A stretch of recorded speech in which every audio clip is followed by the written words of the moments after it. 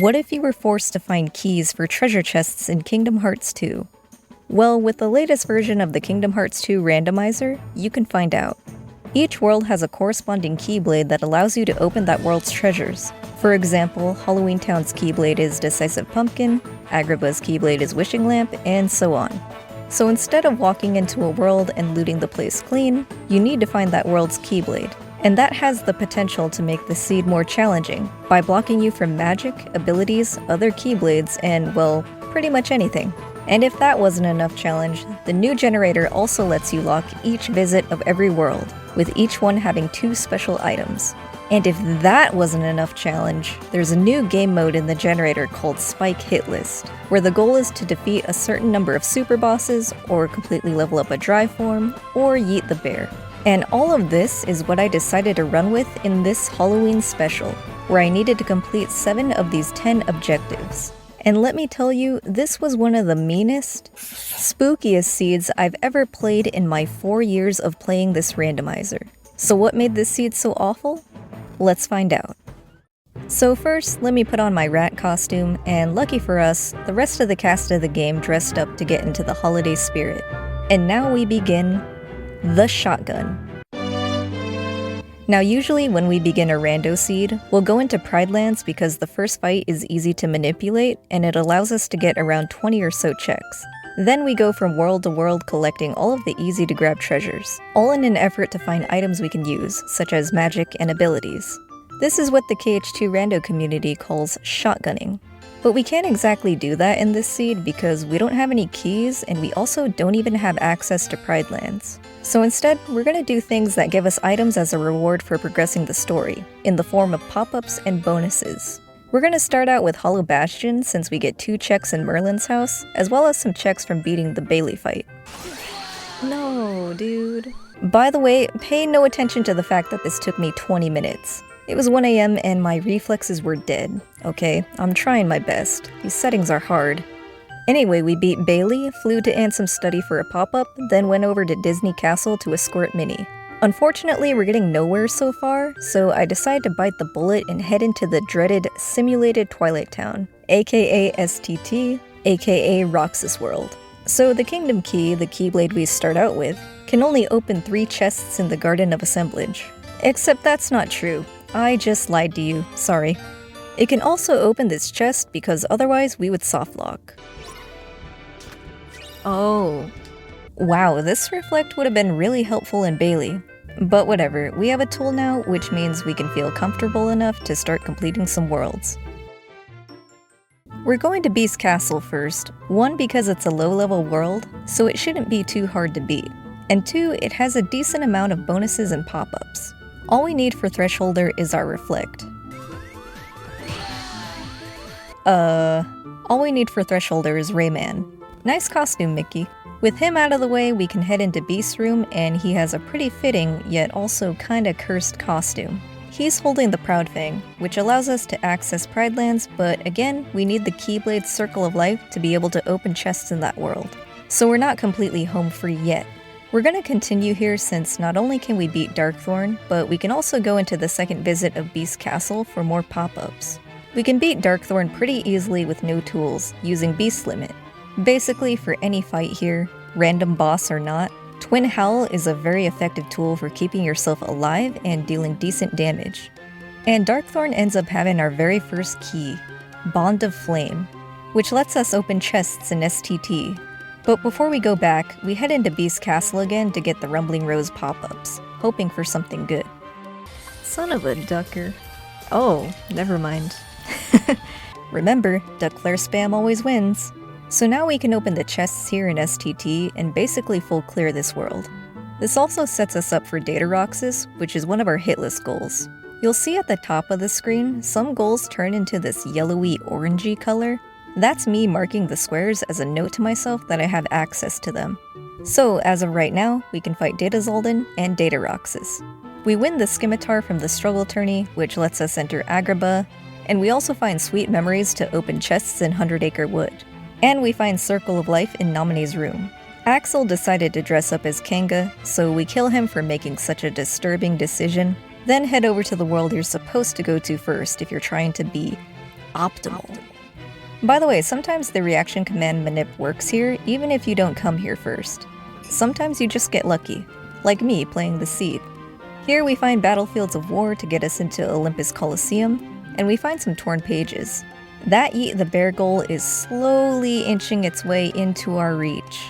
Also, we've run out of things to open with our keys, so we're just gonna go into Twilight Town and hope these pop-ups give us something. The station gives us Master Form, which happens to be one of our objectives.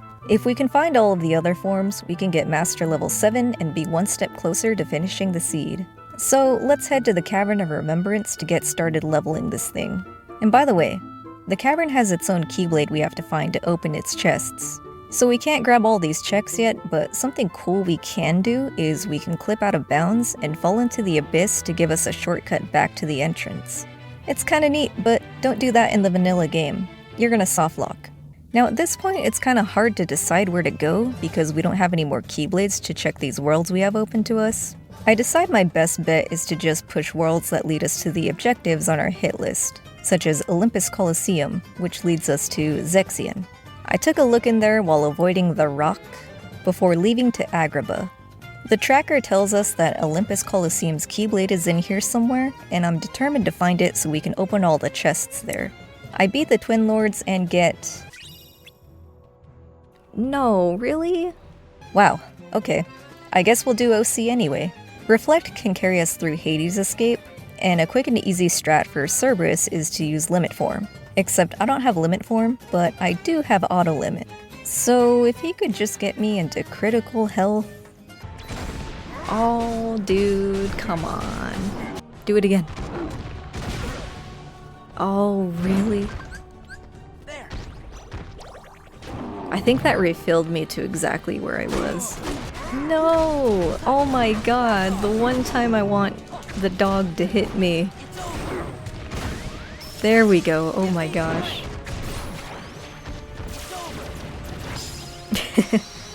There we go. Just use Ragnarok and he's dead.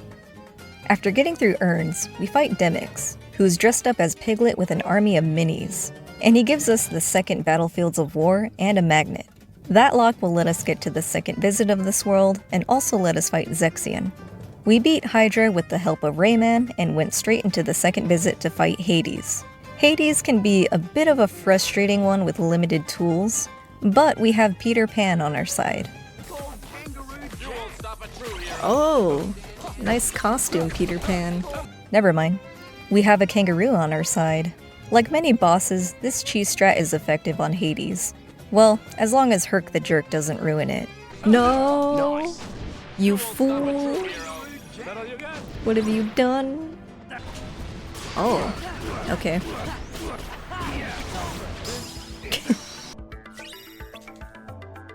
Okay. After defeating Hades, we're once again in the dilemma of not having keys for any of the worlds we have open. I decide to go to Land of Dragons for all the bonuses and pop-ups. I go through the whole first visit, defeat Shan Yu, and get a Thunder. And that's it.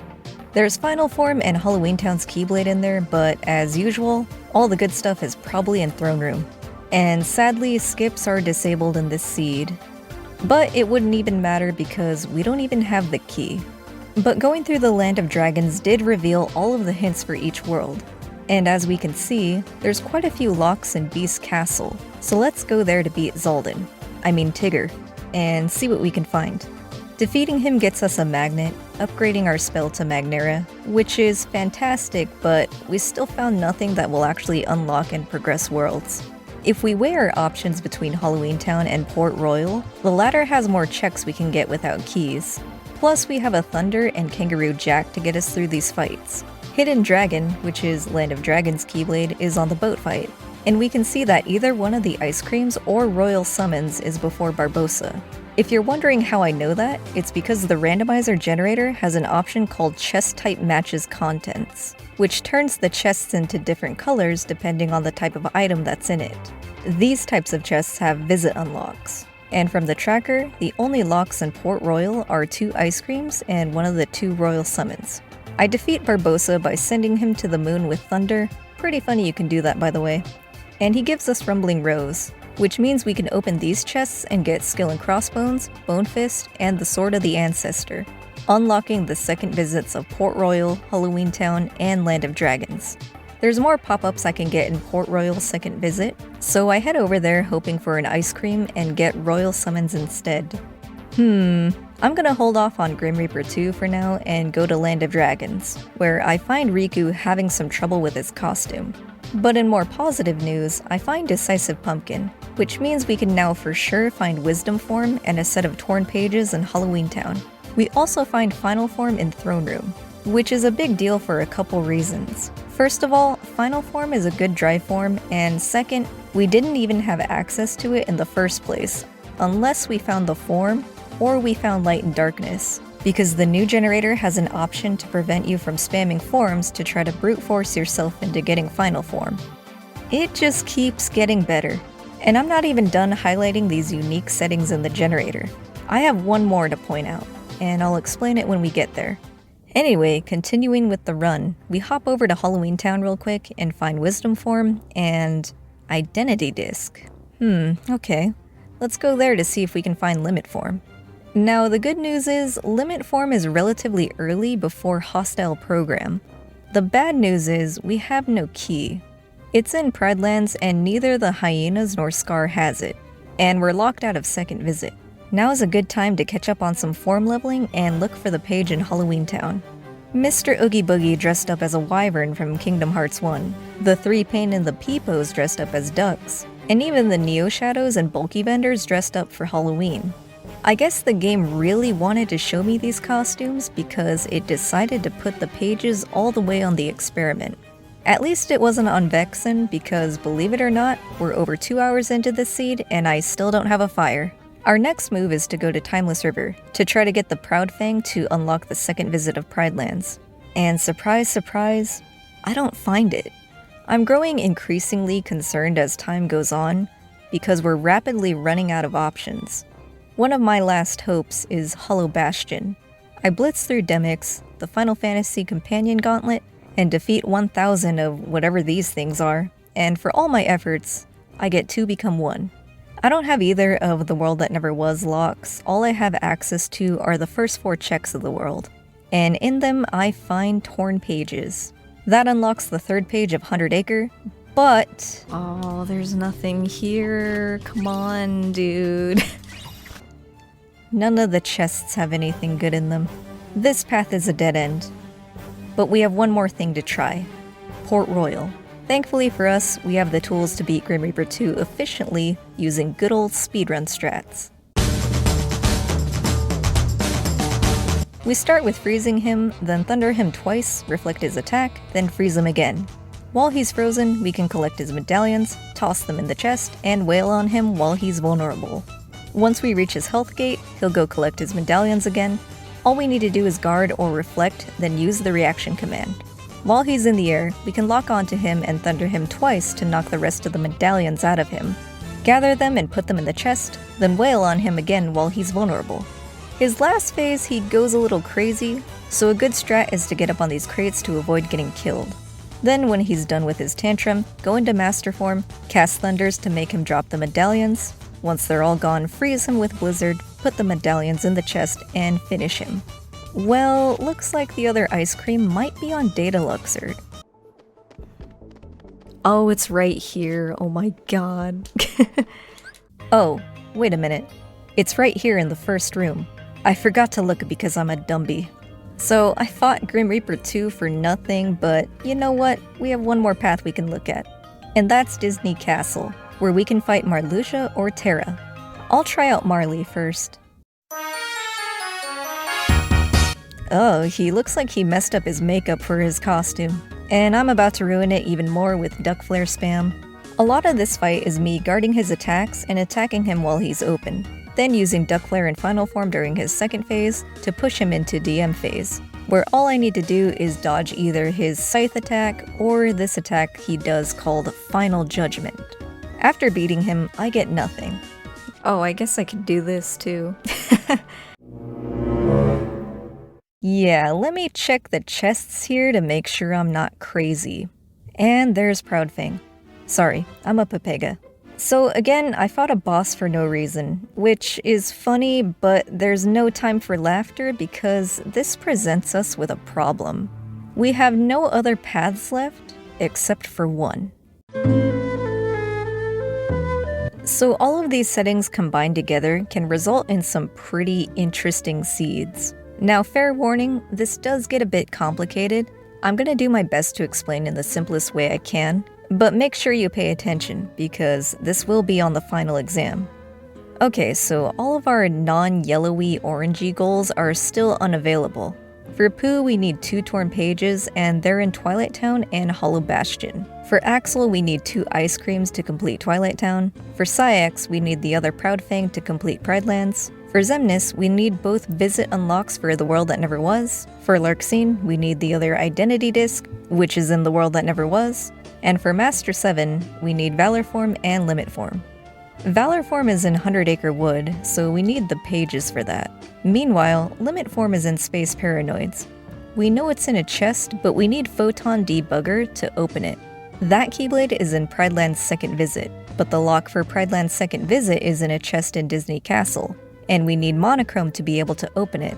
Monochrome is in Twilight Town, which we've completed the first visit of, but we don't have Oathkeeper to unlock the chests there, and we also don't have the other 2 ice creams to do the second and third visits. The ice creams are in chests in Port Royal, but we need Follow the Wind to open them, and Follow the Wind is in the world that never was. The world that never was has one of its own visit unlocks, and the other is in Hollow Bastion. So every sign points to Hollow Bastion, but we don't have the Keyblades for it, or for the Cavern of Remembrance. Those are both in Twilight Town. We also don't have the Proof of Peace to check the mushroom, which means something we need has to be on Datademix or Sephiroth. One of them is the key to unlocking this entire seed. We're gonna try Sephiroth first because I want to see what cool costume he has. Oh my peepo. Final Fantasy VII fans, I'm so sorry. This is horrifying. Probably the scariest costume in the entire game. If we were holding a contest, I'd give Sephi my vote. Oh, what? Dude. No, come on. Alright, I don't know what it is, but I'm awful at this fight. It's pretty weird because sometimes I get him first or second try no problem, and other times I literally die for 30 minutes. I guess to be fair, I have a couple things going against me in this seed. One being I don't have second chance or once more, another being I don't have limit form, and I do have 1 reflect, but it's not as effective in getting rid of his dark orbs. But with a little perseverance and determination, I can do it. During his first phase, I do a small loop with counter guard. We can do this over and over again until he hits his first health gate. But the funny thing is, you can theoretically do this through his second phase as well. I'm not 100% sure how it works, but I believe it has something to do with positioning and making sure you're in the right spot to keep him attacking with his sword. That or it's luck, I don't know. Sephiroth is an interesting boss because there's no real cheese strat for him. You can't Peter Pan him or use Final Form Fire because you're by yourself, and the infamous double negative combo strat doesn't work on him to my knowledge. Basically, you have to be a gamer. Learn how to react to his attacks and punish him when he's open. It also helps to have Trinity to save yourself from certain doom. Lucky for me, I also have at least auto limit, if he doesn't kill me before I get to use it.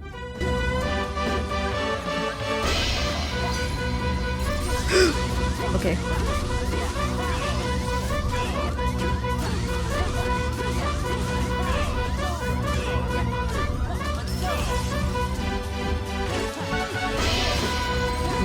Maybe?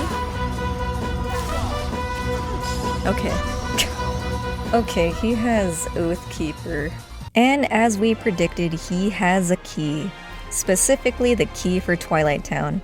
And he gives us a bonus. The way to the dawn, so we can finally start climbing up the world that never was. So let's go fight Rainbow Roxas and see what we can find. After beating him, we find Follow the Wind. Data Axle is now on the table.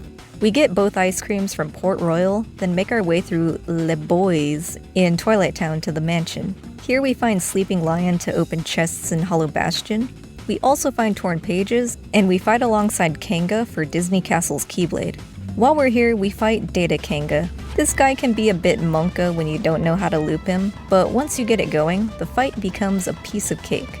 For this one, I did a ground combo with Explosion, and used Thunder to knock him into the air. This makes him go into the firewall and lets us use his reaction command to stun him.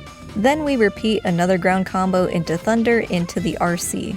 For the record, there are many ways to loop him like this. The main thing you want is to knock him into the air to guarantee that he goes into the firewall.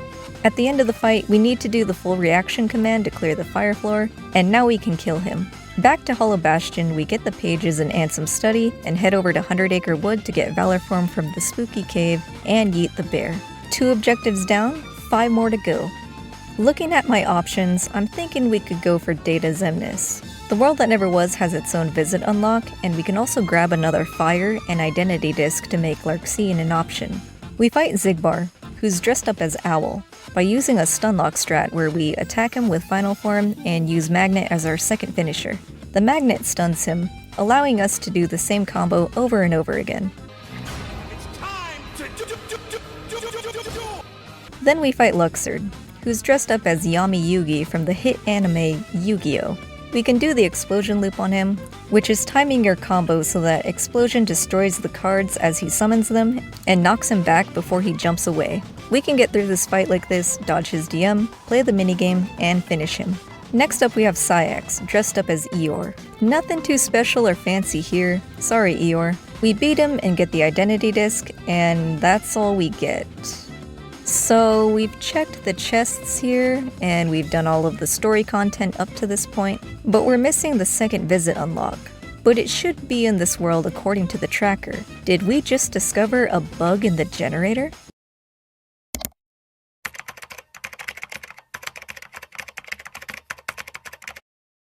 Well, the answer's no.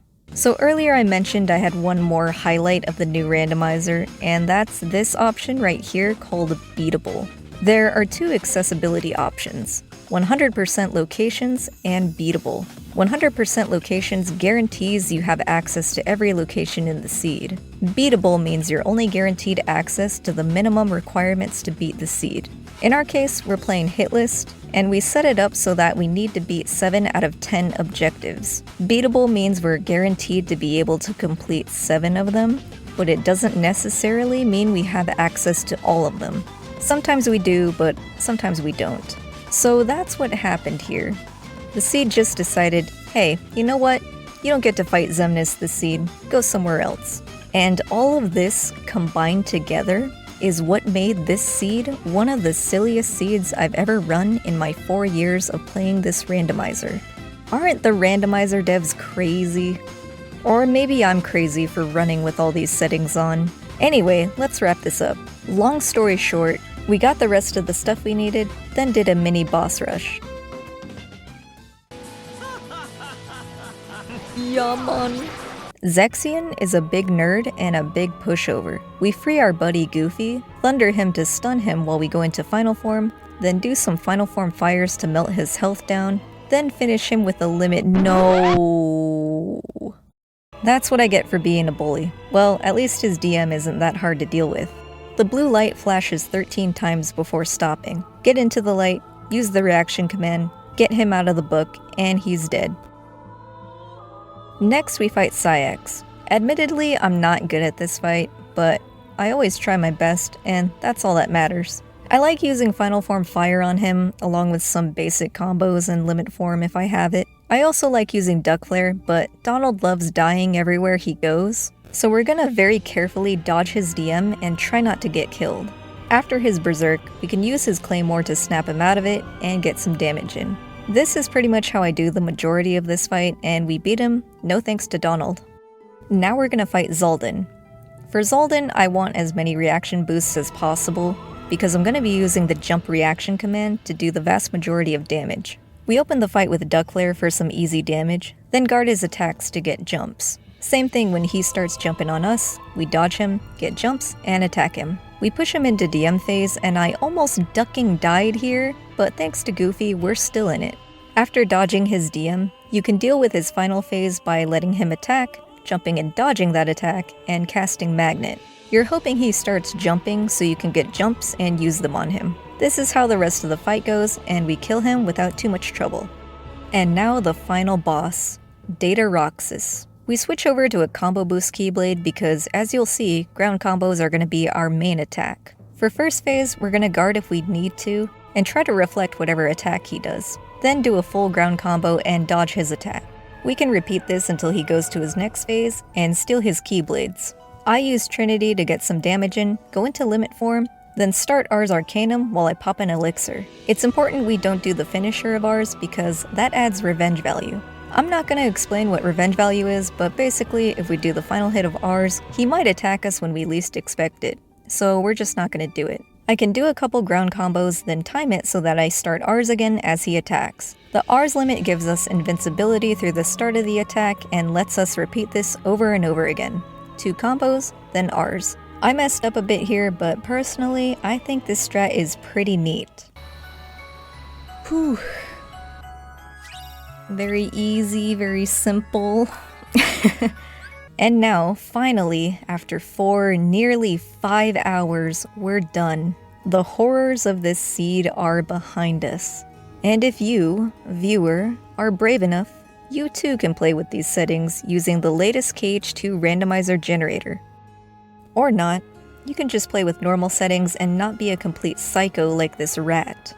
Regardless of your playstyle, I do recommend trying out the randomizer if you haven't already.